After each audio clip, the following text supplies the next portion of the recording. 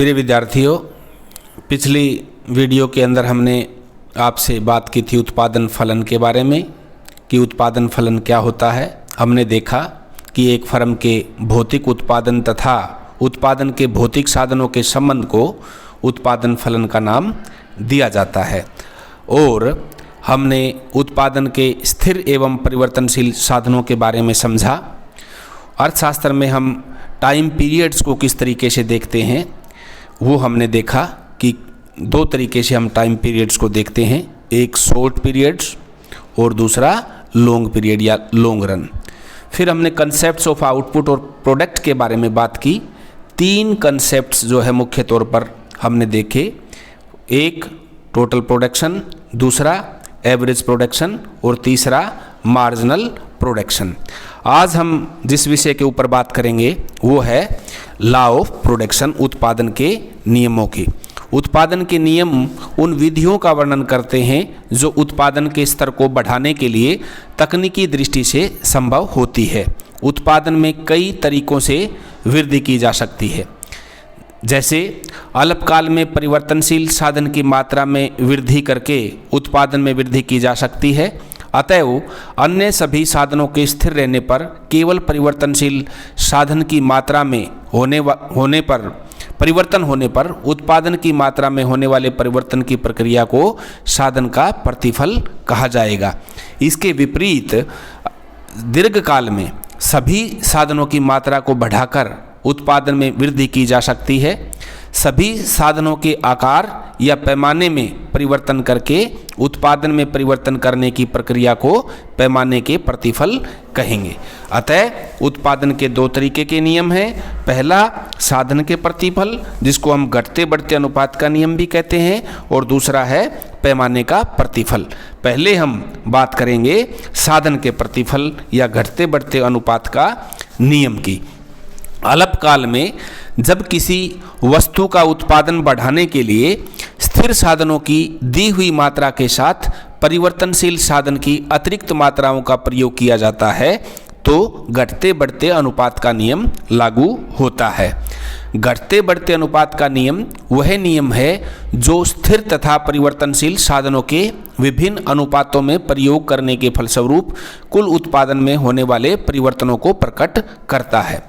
अब हम इसको एक उदाहरण के माध्यम से भी समझा सकते हैं। अब जैसे उत्पादन के एक साधन की मात्रा को बढ़ा दिया जाता है परंतु बाकी साधनों की मात्रा स्थिर रखी जाती है तो साधनों के अनुपात रेशियो में अंतर आ जाता है।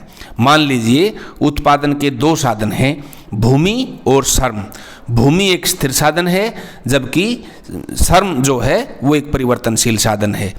अब आपके पास 2 हेक्टेयर भूमि है, आप एक श्रमिक को काम पर लगाकर कोई भी किसी भी फसल की खेती कर रहे हैं। अतः श्रम तथा भूमि का अनुपात क्या होगा? 1:2। यदि आप श्रमिकों की संख्या को बढ़ा करके 2 कर देते हैं तो भूमि तथा श्रम का अनुपात बढ़ करके हो जाएगा 2:2। इस तरीके से पहले प्रति श्रमिक 2 हेक्टेयर भूमि थी, अब प्रति श्रमिक 1 हेक्टेयर भूमि रह गई। अतएव साधनों के अनुपात में परिवर्तन होने के कारण उत्पादन की मात्रा में विभिन्न दरों से परिवर्तन होगा। इसीलिए घटते बढ़ते अनुपात का नियम वह नियम है जो स्थिर तथा परिवर्तनशील साधनों के विभिन्न अनुपातों में प्रयोग करने के फलस्वरूप कुल उत्पादन में होने वाले परिवर्तनों को प्रकट करता है। इस नियम को आगे समझने से पहले हम इसकी कुछ मान्यताएं लेते हैं। जैसे पहली मान्यता है कि उत्पादन का एक साधन परिवर्तनशील है तथा बाकी अन्य सभी साधन स्थिर है। दूसरी, परिवर्तनशील साधन की सभी इकाइयां समरूप हैं या समान रूप से कुशल हैं। तीसरी, उत्पादन तकनीक में कोई परिवर्तन नहीं होता। चौथा, उत्पादन के साधनों का विभिन्न अनुपातों में प्रयोग किया जा सकता है और इसको हम अपने उदाहरण में भी देखा। और इस तरीके से ये मूलभूत 4 मान्यताएं लेकर के हम देखते हैं। अब सवाल उठता है कि वो कंडीशंस क्या हैं जिसमें ये नियम लागू होता है, या हम कह सकते हैं कि ये घटते बढ़ते अनुपात के नियम के लागू होने के कारण क्या हैं। सबसे पहले साधनों की अविभाज्यता बढ़ते प्रतिफल की अवस्था के कारण के लागू होने का मुख्य कारण यह है कि उत्पादन के कुछ साधन अविभाजित होते हैं। इसका अर्थ यह हुआ कि किसी वस्तु की एक दी हुई मात्रा का उत्पादन करने के लिए स्थिर साधन की कम से कम एक इकाई का प्रयोग करना जरूरी है। उत्पादन की प्रारंभिक अवस्था में उत्पादन के लिए स्थिर साधन जैसे मशीन का अलग प्रयोग होता है। उसके पूर्ण प्रयोग के लिए परिवर्तनशील साधन जैसे श्रम की अधिक इकाइयों की आवश्यकता होगी।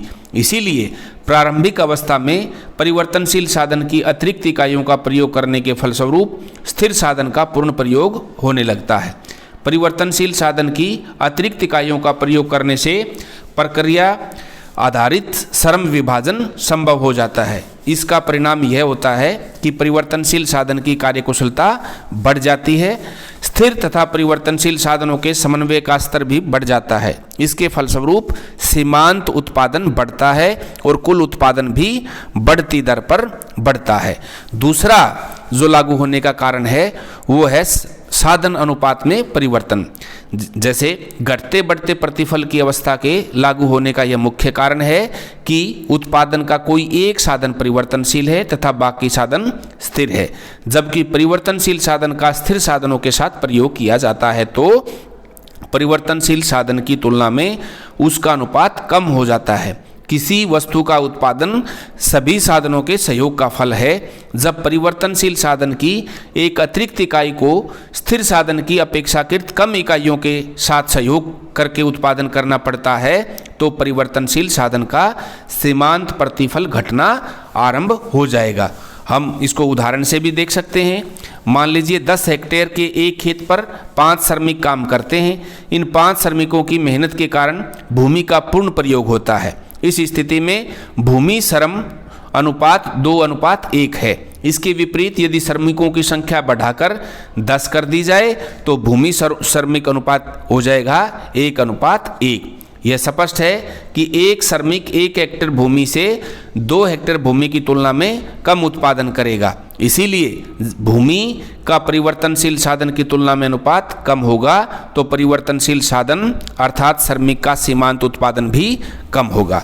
और लागू होने का तीसरा कारण क्या है वो है इम्परफेक्ट सब्स्टिट्यूट यानी कि अपूर्ण स्थानापन्न। ये जॉन रॉबिन्सन बहुत महत्वपूर्ण अर्थशास्त्र के अंदर अर्थशास्त्री रही हैं। उनके अनुसार घटती प्रतिफल की अवस्था के लागू होने के मुख्य कारण उत्पादन के साधनों में पाई जाने वाली अपूर्ण स्थानापन्नता है। एक साधन के स्थान पर दूसरे साधन का पूरी तरह प्रयोग नहीं किया जा सकता। यदि स्थिर साधन का पूर्ण स्थानापन्न संभव होता तो स्थिर साधन के इष्टतम प्रयोग यानी कि ऑप्टिमम यूज के पश्चात जब परिवर्तनशील साधनों की अधिक इकाइयों का प्रयोग किया जाता तो स्थिर साधन के स्थानापन्न का प्रयोग करके उसकी मात्रा को भी बढ़ाया जा सकता था। इस स्थिति में उत्पादन में पहले अनुपात में ही वृद्धि करना संभव होती, परंतु वास्तविक जीवन में उत्पादन के साधन एक दूसरे के लिए अपूर्ण स्थानापन्न होते हैं। इसीलिए उत्पादन के एक साधन के स्थान पर दूसरे साधन का प्रयोग पूर्ण रूप से नहीं किया जा सकता। इसीलिए जब स्थिर और परिवर्तनशील साधनों का उपयुक्त अनुपात में प्रयोग करना संभव नहीं होता तो परिवर्तनशील साधन का सीमांत उत्पादन घटने लगता है। अब सवाल है नियम के स्थगन का, पोस्टपोनमेंट ऑफ लॉ, यानी कि ये नियम किन दशाओं के अंदर जो है वो लागू नहीं होता। तो इसमें है यदि पहला है उत्पाद तकनीक में सुधार यानी कि improvement in technique of production. उत्पादन तकनीक में होने वाले सुधारों के फलस्वरूप इस नियम को स्थगित किया जा सकता है।